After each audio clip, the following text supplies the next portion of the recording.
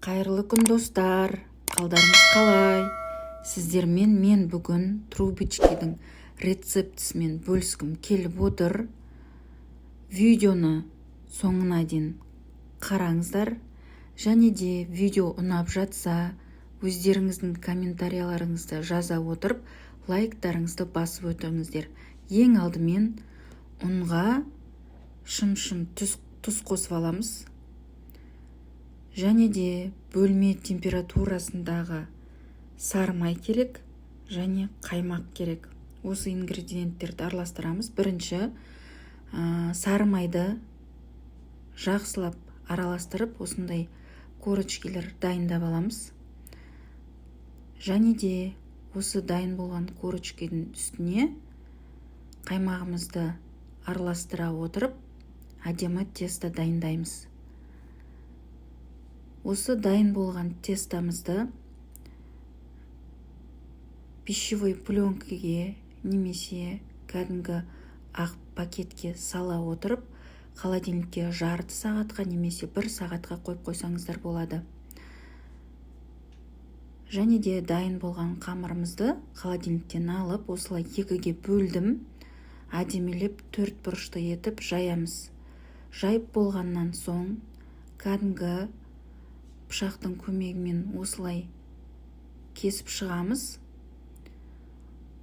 Осы дайын болған қамырымызды трубочканың әдемі формасына осылайнан әдемелеп орап шығамыз. Бұл біздің трубочкаге арналған негізгі ыдыстарымыз болып табылады. Осылай әдемелеп орап, трубочкамызды дайындаймыз.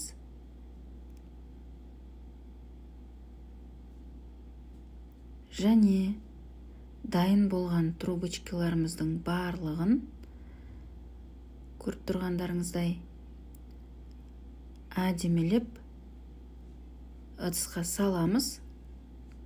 Алдын ала печканы қыздырып қоямыз.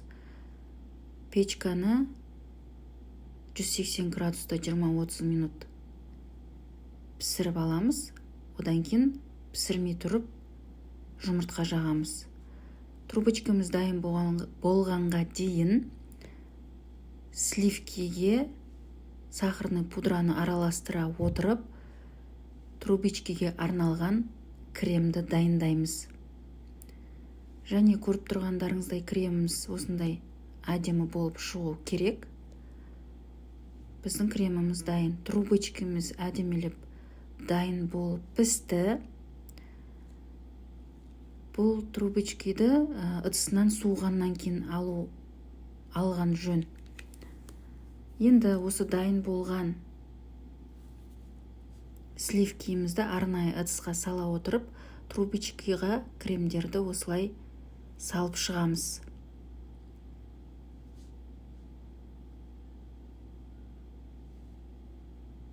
Әрқайсысына осылай дайын болған кремді салып шығамыз. Видеода көріп тұрғандарыңыздай, біздің әдемі әрі оңай, тез дайын болатын трубочкамыз дайын болды.